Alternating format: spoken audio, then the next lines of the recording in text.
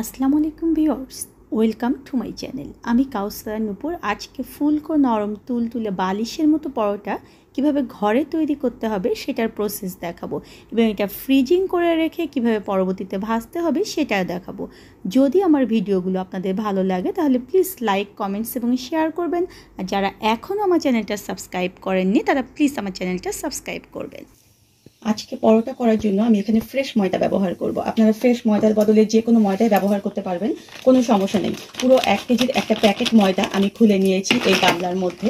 দেখুন 1 কেজি ময়দা, এখানে মেজারমেন্ট কাপ যে রয়েছে আমাদের, সেই মেজারমেন্ট কাপ দিয়ে এখানে 7 কাপ পরিমাণ ময়দা হবে। আপনারা কিন্তু এটা ভালো মতো মেপে নেবেন, যেরকম মেজারমেন্ট কাপ দিয়ে 7 কাপ পরিমাণ ময়দা এখানে হবে। এখন এর মধ্যে আমি একে একে যে ইনগ্রিডিয়েন্টসগুলো লাগবে সেগুলো দিয়ে দিচ্ছি। আমি এখানে পুরোপুরি 1 টেবিল চামচ পরিমাণ লবণ দিয়ে দিচ্ছি। দেখুন, আর এখানে আমি এখন গুঁড়ো দুধ ব্যবহার করব। যেহেতু 7 কাপ পরিমাণ ময়দা, সেহেতু এখানে আমি 3 টেবিল চামচ পরিমাণ গুঁড়ো দুধ ব্যবহার করব। এটা একটু কমিয়ে বা বাড়িয়ে দিলে কিন্তু কোনো সমস্যা নেই, বরঞ্চ একটু বেশি দিলে টেস্ট বেশি হবে। আর এখানে আমি 4 টেবিল চামচ পরিমাণ চিনি ব্যবহার করব। চিনি যখন একটা পরোটায় দেওয়া হয় তাহলে দেখবেন যে সেটা খেতে অনেক মজা লাগে, আর একটু মিষ্টি মিষ্টি ভাব কিন্তু বাচ্চারা একটু পছন্দ করে বেশি। আর এখানে আমি দিয়ে দেব 3 টেবিল চামচ পরিমাণ টক দই।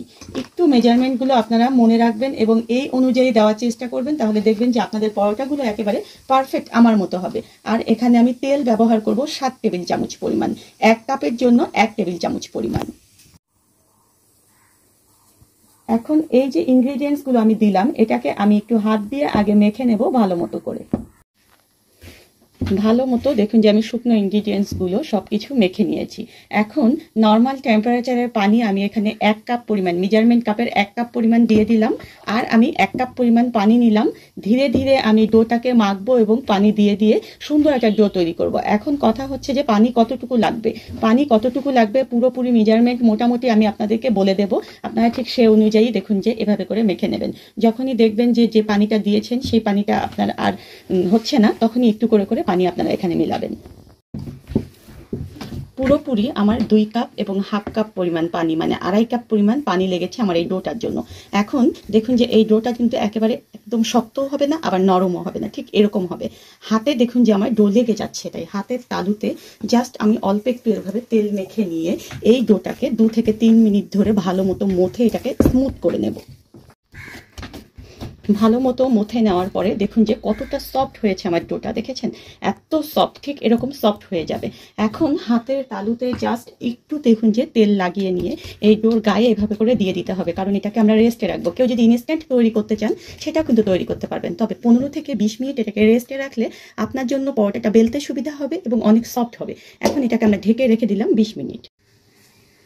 ঠিক 20 মিনিট পরে আমি আমার ডোটাকে দেখুন যে দেখাচ্ছি কতটা সফট হয়েছে। এখন এই ডোটা কিন্তু পুরোপুরি আমরা নামিয়ে নেব না, আমরা ঠিক এই ডোটাকে ঠিক যত বড় করে বানাবো, আমি দেখাচ্ছি আপনাদেরকে এটা সঠিক মাপ। এরকম 1/4 কাপ যেটা রয়েছে মেজারমেন্ট কাপের, সেই 1/4 কাপের 1 কাপ পরিমাণ যদি আপনারা নেন তাহলে দেখবেন যে পরোটাটার সাইজটা অনেক সুন্দর হবে।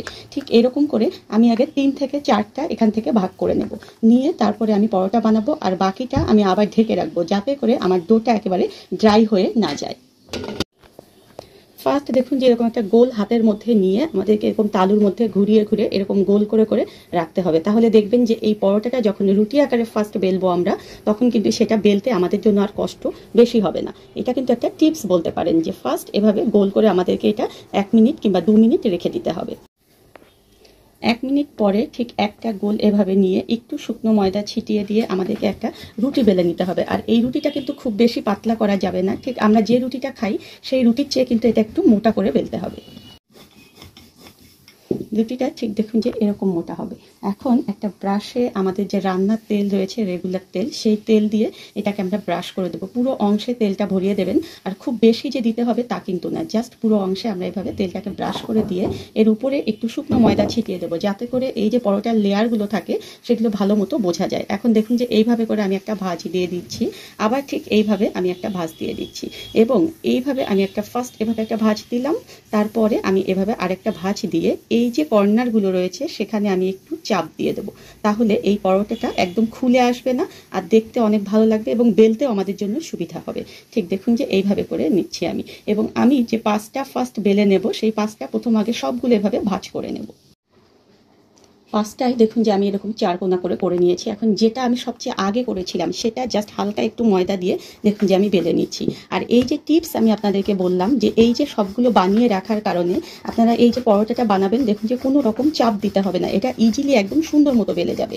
অনেকেই যে কমপ্লেইনটা করেন যে ময়দার পরোটা বেলতে গেলে ভালো মতো বেলে না, মানে বেলার পরে ছোট হয়ে যায়। কিন্তু আমি যে টিপসগুলো দিলাম এগুলো যদি আপনারা মেনে পরোটা বানান তাহলে দেখবেন যে আপনাদের পরোটাটা ইজিলি একদম সুন্দর মতো বেলবে এবং বেলার পরে এটা কিন্তু আর ছোট হবে না। দেখুন ঠিক আমি এইরকম করে এটাকে বানিয়ে নিলাম, মানে খুব বেশি মোটাও করিনি, খুব বেশি চিকন করিনি।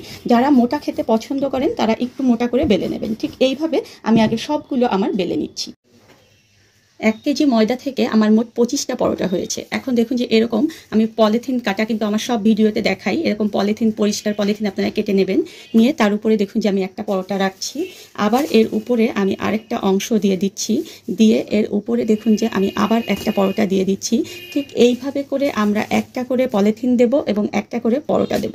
দিয়ে আপনি ঠিক কতটা ফ্রোজেন করতে চান ততটা আপনি এভাবে সাজিয়ে নিয়ে যে কোনো জিপার ব্যাগ বা যে কোনো বক্স বা এমনিতেই যদি এটা আপনারা এইভাবে করে ডিপ ফ্রিজে একটা প্লেটের মধ্যে রেখে দেন তাহলেও কোনো সমস্যা নেই। ফ্রিজিং করে রাখার জন্য সবগুলো দেখুন যে আমি এরকম জিপার ব্যাগের মধ্যে রেখে ভালো মতো বাতাস বের করে দিয়ে এটাকে বন্ধ করে দিয়েছি। এখন এই অবস্থায় এটাকে আমরা ডিপ ফ্রিজে ঢুকিয়ে রাখবো এবং যখন প্রয়োজন তখন এটা বের করে আমরা ভেজে নেব। আর আমি আপনাদেরকে ভেজে দেখাচ্ছি যে এটা কতটা পারফেক্ট হয়েছে। ফ্রাইং প্যানটা একটু গরম করে দেখে নিতে হবে হাত দিয়ে যে তাপ বোঝা যায় কিনা। এখন এখানে দেখুন যে আমি একটা পরোটা দিয়ে দিচ্ছি। এই পরোটাতে ফার্স্ট কিন্তু আমরা কোনো তেল ব্যবহার করব না, জাস্ট এটাকে আমরা প্রথম একটু ভেজে নেব। ভাজার সময় কিন্তু অবশ্যই দেখতে হবে যে সব জায়গাটা যেন এরকম সুন্দর ভাজা হয়, আর একটু উল্টিয়ে পাল্টিয়ে ভাজবেন, তাহলে দেখবেন যে পরবর্তীতে এটাতে তেল কম লাগবে এবং এটা অনেক সুন্দর একটা ভাজ যে ভিতরে রয়েছে সেটা বোঝা যাবে। দেখুন এটা কত সুন্দরভাবে ফুলে যাচ্ছে, দেখেছেন? এবং তেল দেওয়ার পরে দেখবেন যে এটা এত সুন্দর ক্রিস্পি হয়ে যাবে, একেবারে দেখুন যে বেলুনের মতো কিন্তু এটা ফুলে যাচ্ছে। এখন যখন এই অবস্থায় ভাজা হবে তখন আমরা চারপাশে অল্প একটু করে তেল দিয়ে দেব এবং এটাকে দেখুন যে এইভাবে করে চারপাশে তেল লাগিয়ে লাগিয়ে এটা আমরা ভাজবো ঠিক আমাদের পছন্দ মতো কালার না আসা পর্যন্ত।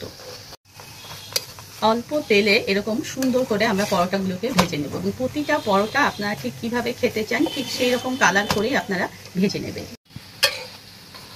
ঠিক এরকম ফুলকো করে একটা সুন্দর কালার করে আপনার পরোটাগুলোকে তুলে নেবেন এবং সেম প্রসেসে আমি সবগুলো পরোটাই ভেজে নেব। এখন আমি এটা আপনাদেরকে ছিঁড়ে দেখাচ্ছি যে এটা আসলে কতটা পারফেক্ট হয়েছে এবং এর ভিতরের লেয়ারগুলো কতটা সুন্দর হয়েছে। দেখুন এর ভিতরে কতটা লেয়ার দেখেছেন, 1 2 3 4 5টা লেয়ার এখানে বোঝা যাচ্ছে। ঠিক এইভাবে করে আপনারা যদি পরোটা বানিয়ে ফ্রোজেন করে রেখে দেন তাহলে দেখবেন যে আপনাদের পরোটাগুলো এতটা সুন্দর হবে, ঠিক উপরটা ক্রিস্পি থাকবে আর ভিতরটা সুন্দর সফট থাকবে।